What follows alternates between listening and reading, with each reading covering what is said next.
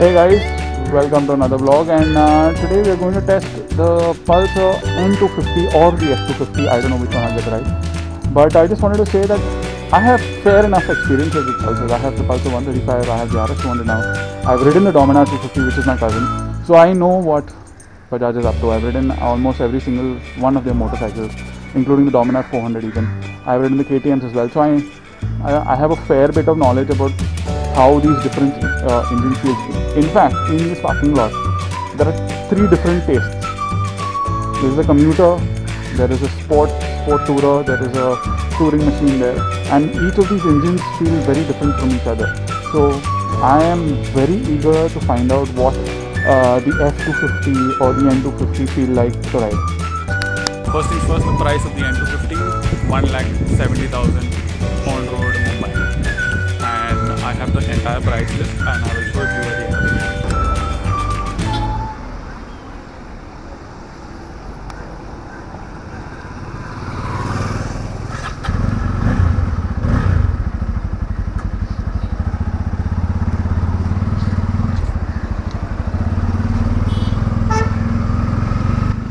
So what do I think of the F250 and the N250? I'm coming from the RS200 and the Pulsar 135 LS. Let's consider only the RS200. When I sat on the N250, I found the tank a little slim. And I've ridden the Dominar, I've ridden the Duke 390, even the R15, and I found the tank a little slim. It's not that big, and I think I would like something big between my legs, if you know what I mean. Because Pulsars from the old days, even the RS, even the Dominar, they have a really exaggerated tank which makes you feel like you're sitting on something big. But that's not the case with the N250. But when you do put your hands on the handlebar, it does make you feel like you're riding a big, at least a 200 or a 250cc motorcycle. That being said, the clutch, it is so smooth. Imagine cheesecake and you put your hand and your hand just sinks through. That is how easy and buttery smooth the clutch is. Maybe because it's a new motorcycle, but imagine using that on an everyday basis in traffic. Now that is a use case scenario. I really love what Bajaj has done there because it's so smooth. And if you look at the figures of torque, it has a lot of torque low down. And when I was riding it 2000 RPM, 2,500 probably, there's a lot of torque. In second or third gear, I could go over speed breakers and brake and then open the throttle and it would just chug along. If you do that on the RS, you do that on any Dukes, you do that even on the R15, and the engine will start crying. It will jerk and then it will start once the revs climb. But this bike doesn't need revs to go quick. It's pretty quick without the revs, so that's saying something about the character of the motorcycle. Arey, sorry.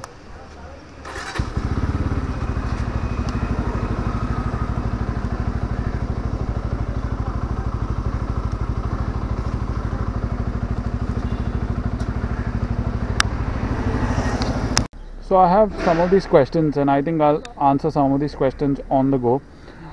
Green Octopi asked, is it a good replacement for the 220F or 220 power figures in price? So in terms of replacement, it was always designed as a replacement for the 220F.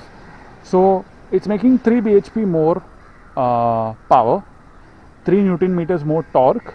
It's a vastly better deal in terms of suspension and chassis. So the chassis has been stiffened.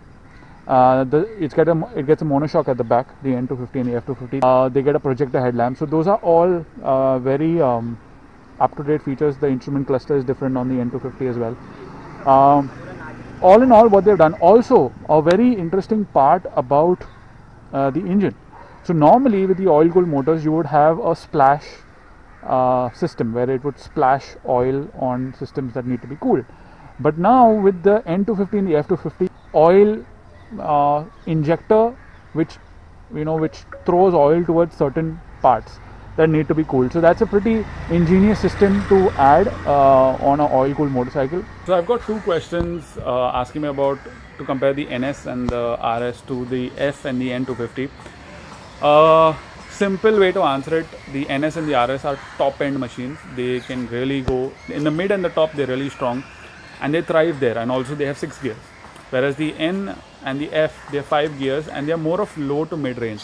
So what will happen is in traffic, you'll enjoy the N and the F more because they can just go in any gear. You'll not enjoy the NS and the RS more because they're KTM derived motors and they lack that low end punch.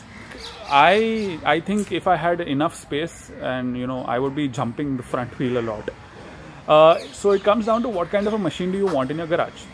The N250 and the F250 are considerably easier to ride because it doesn't demand a lot of gear changes. It doesn't demand you to be precise with your throttle input and your clutch input. So I would say you want a easy to ride motorcycle than the F250 and the N250. If you want something that's corner carving, top end centric, the KTM derived engine, then the RS and the NS. Most riders, they lock their knees and they lock their legs with the tank, with the help of the tank, and that's my problem with the N250 and the F250 is that locking position isn't there. I mean, it's there, but it's not as good as what I feel on the RS. So it's not as good as, it's there, but it's not as good as. Now if someone's coming from a Pulsar 150 and a 180 and a 220, definitely they will they'll be okay with it, but anything else they might find that tank grip a little less. So we compared the N250 to my RS200. Now I have to compare it to the Dominar 250 because it's 250 against 250. So I can tell you the clutch on the Dominar 250 is just as light as the N250 because both are slipper clutch.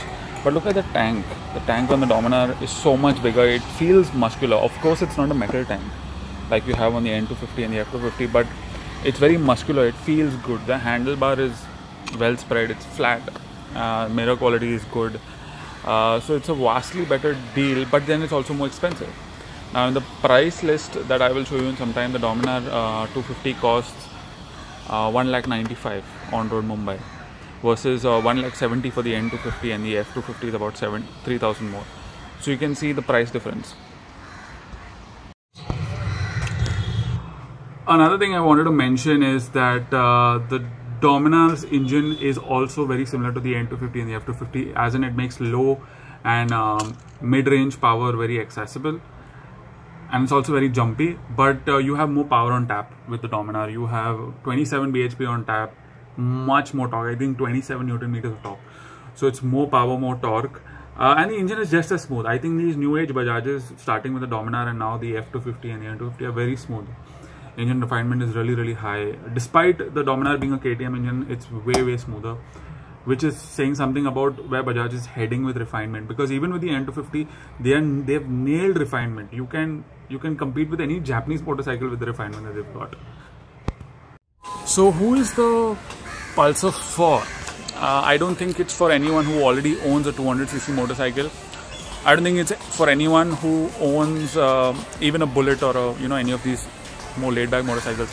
But for someone coming from a 125, someone coming from a 150, someone coming from a 180, it's definitely a step up because there's so much torque. It can really, and just because it has 5th gears, that doesn't mean it cannot do highway duty. It can do highway duty, but your revs will be higher.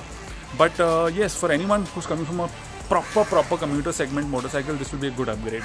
So the things that I don't like about the N and the F250 is the design. It's very uninspired. I'm a RS200 owner. And if you look at the RS200, it stands out. It doesn't look like any other Pulsar before it. It doesn't look like any other bike before it. It looks different, and that's what makes it great. It doesn't share its design with anyone else. The thing with the F250 and the N250 is, more so with the F250, is it's taking inspiration from many bikes. A little inspiration from the 220, a little inspiration from I think it was the Discover 150F, a little inspiration from the AS200. It's taking inspiration, but though all those motorcycles were great with their design, this is a mix and match, and it's not that great. It just fits in. If the RS200 and the NS, they stand out because of their design, this thing just fits in to the Pulsar lineup. It's nothing that great. That being said, design is very subjective. So go to the showroom, see what you think about it, and make up your mind, because I don't like it, but you might like it. So that is all for this video, guys. If you like the video, like, share and subscribe, and you can comment down below if you have any more questions on the N250 and the F250.